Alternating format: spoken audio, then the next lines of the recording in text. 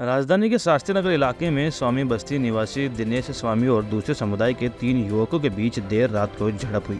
गाड़ी आगे पीछे करने को लेकर विवाद हो गया। मामला इतना बढ़ गया है कि रिक्शा सवार युवकों ने स्कूटी सवार युवकों के साथ मारपीट शुरू कर दी। बाद में स्कूटी सवार एक युवक की हालत बिगड़ी और उसकी हॉस्पिटल में ही मृत्यु हो गई। इसके बाद पीड़ित युवक के परिवार वाले शास्त्री नगर थाने पहुंच गए और हंगामा करने लगे।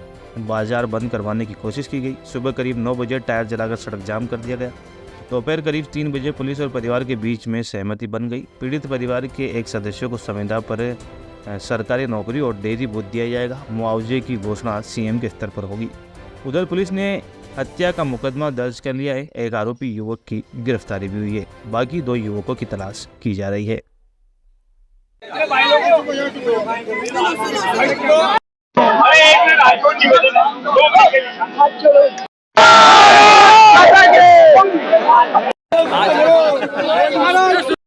इस वक्त हम मौजूद है राजधानी जयपुर के शास्त्री नगर इलाके के अंदर, जहां हम आपको बता दें बीती रात दिनेश नाम के एक व्यक्ति की दो समुदाय के व्यक्ति के दौरान आपस में झड़प हुई। झड़प के दौरान एक की मृत्यु हो गई और जहां बड़ी संख्या के अंदर जो स्वामी समाज है वो स्वामी समाज की ओर से आज विरोध प्रदर्शन किया जा रहा है। आप मेरे पीछे देख सकते हैं बड़ी संख्या के अंदर महिलाएं और पुरुष भारी संख्या के अंदर जो यहाँ मौके पे मौजूद है उनकी ओर से विरोध प्रदर्शन किया जा रहा है।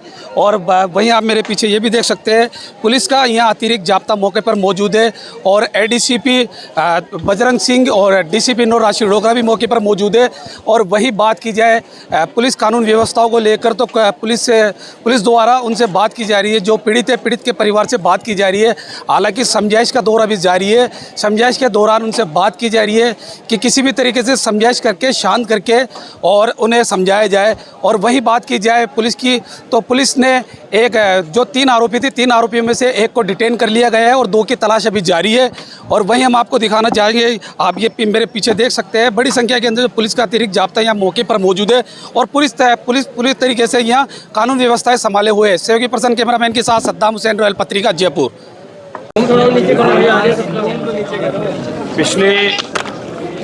पिछली सरकार में कोई लॉ एंड ऑर्डर का पालन नहीं था और कांग्रेस सरकार का पूर्णतः संरक्षण था अपराधियों पर और इसी वजह से यहाँ पर साइबर क्राइम भी था और अपराधी गैंग सरगना यहाँ छुपे बैठे थे। लेकिन आदरणीय प्रधानमंत्री नरेंद्र मोदी जी के नेतृत्व में यहाँ पर भाजपा की सरकार बनी। आदरणीय मुख्यमंत्री भजनलाल शर्मा साहब के नेतृत्व में जो नियम कायदे कड़क कानून हुआ, आप माने कि अपराधी पलायन की ओर हैं या सलाखों के पीछे हैं। उसी क्रम में आप लोगों के सामने है कि पिछले जो कांड हुए थे, पेपर लीक के मामले हुए थे, उनके अपराधी पकड़े नहीं गए। लेकिन आदरणीय मुख्यमंत्री भजनलाल शर्मा साहब के आने के पश्चात सारे गैंग और सरगना तक पहुंच गए और सबकी धीरे धीरे बंद होते जा रहे हैं, जेलों के भीतर जा रहे हैं। उसी क्रम में आप देखिए साइबर क्राइम, क्या मुख्यमंत्री अशोक गहलोत जी पूर्ववर्ती सरकार को पता नहीं था कि यहाँ पर साइबर क्राइम का अड्डा बना हुआ है?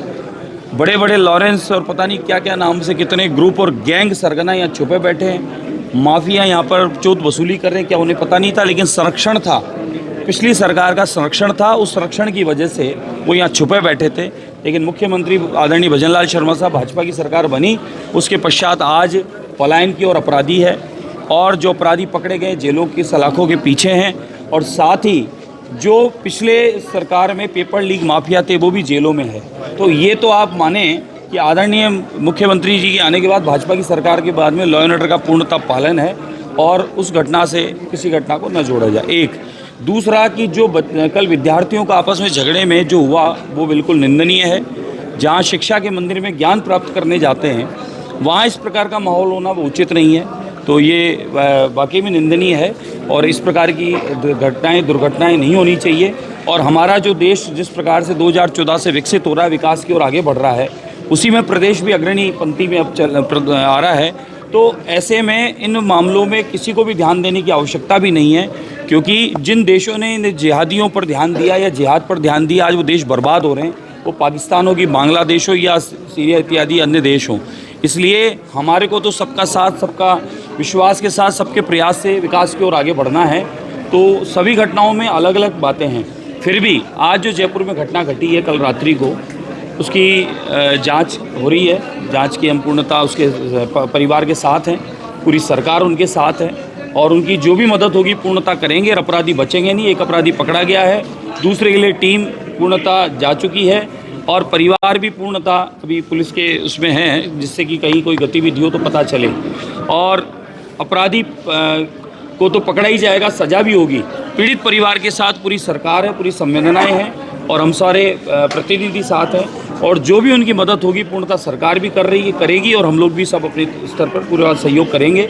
मैंने अपनी ओर से स्वयं की ओर से 1 लाख रुपए उसकी विकलांग पत्नी की बच्चों की पढ़ाई हेतु सेवा के लिए निवेदन किया है। मैं उसको पूर्णतः दूंगा और आगे भी बच्चियों की सेवा में कहीं भी आवश्यकता होगी, उसके परिवार में कोई भी आवश्यकता होगी, हम सब उसके साथ हैं, सरकार पूरी उसके साथ है और जो मदद होगी उसकी पूर्णतः मदद हम करेंगे। परिवार की डिमांड है कि 1 करोड़ और नौकरी और बिल्कुल उनकी डिमांड है और हमने सरकार को निवेदन कर दिया है। जो वाजिब होना चाहिए वो होगा, उनके साथ न्याय होगा, अन्याय होने नहीं देंगे। आप निश्चिंत रहें, सरकार उनकी स्वयं की है और यहाँ पर आम जनता की सरकार है, जनता पार्टी की सरकार है। भारतीय जनता पार्टी सरकार में एक विशेषता है कि यहाँ दुभात और तुष्टीकरण नहीं होता, यहाँ बराबर रूप से समान रूप से सबके अधिकार की बात की जाती है।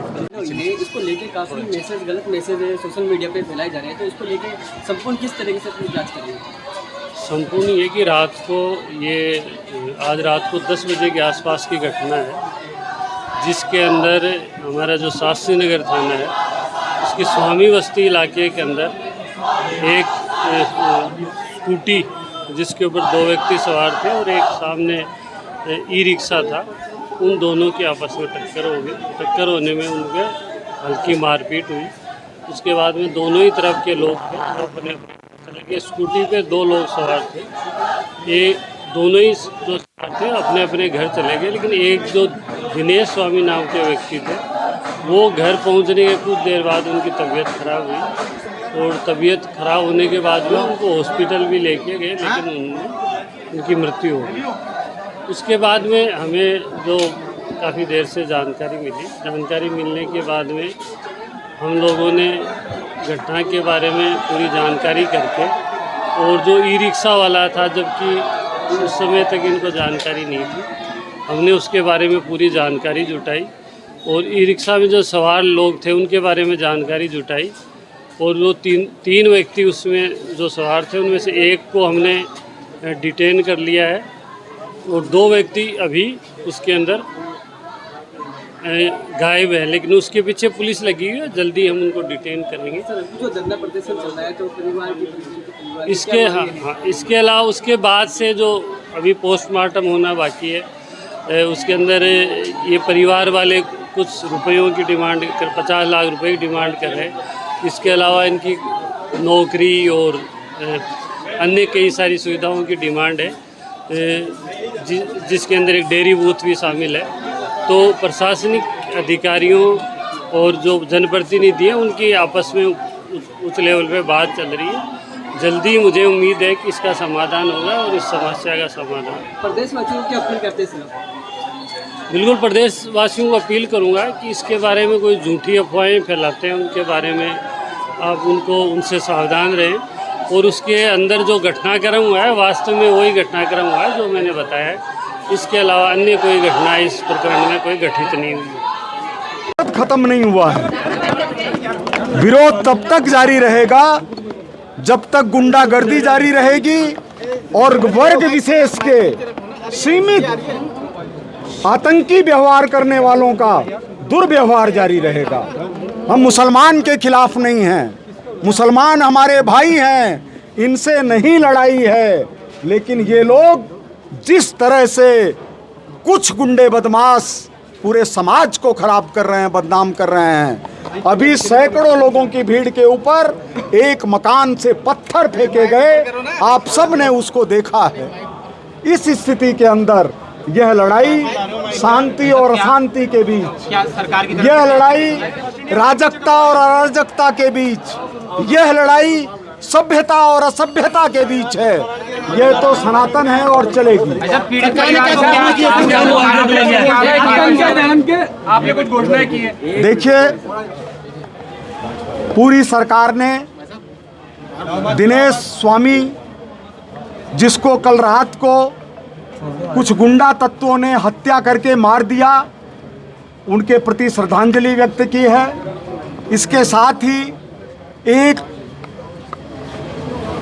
नौकरी परिवार के अंदर संविदा के आधार पर और उसके साथ एक कियोस्क आवंटित करने की घोषणा की है और साथ ही यह भी घोषणा की है कि इनको उचित मुआवजा देने के ऊपर विचार किया जाएगा यानी दिया जाएगा।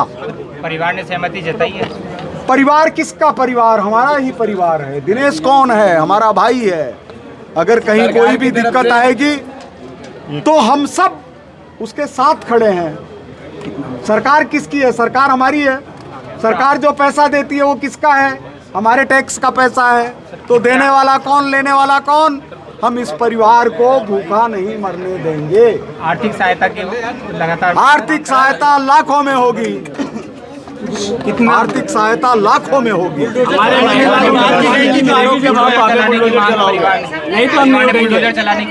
बुलडोजर किन पर चलाने की बात है? मैं मीडिया के भाइयों से निवेदन करना चाहता हूं। मैं मीडिया के भाइयों से निवेदन करना चाहता हूं, एक बार शास्त्री नगर, भट्टा बस्ती, इन क्षेत्रों का अध्ययन करें। आपको पता चलेगा कि यहाँ हजारों की संख्या में बांग्लादेशी और अवैध रूप से रोहिंग्याई, सिर्फ यही नहीं, अपने दिल्ली रोड के ऊपर, आदर्श नगर क्षेत्र में, किशनपोल क्षेत्र में, सिविल लाइन क्षेत्र के अंदर रह रहे हैं। एक दिन बुलडोजर तो इन पर चलाना ही पड़ेगा। क्या हम रोहिंग्याओं को यहाँ पर रहने देंगे? और रवि जी नैयर जो हमारे समाज सेवी भी हैं, आदर्श नगर से विधायक हैं, लोकप्रिय हमारे नेता हैं, उनकी तरफ से यह घोषणा है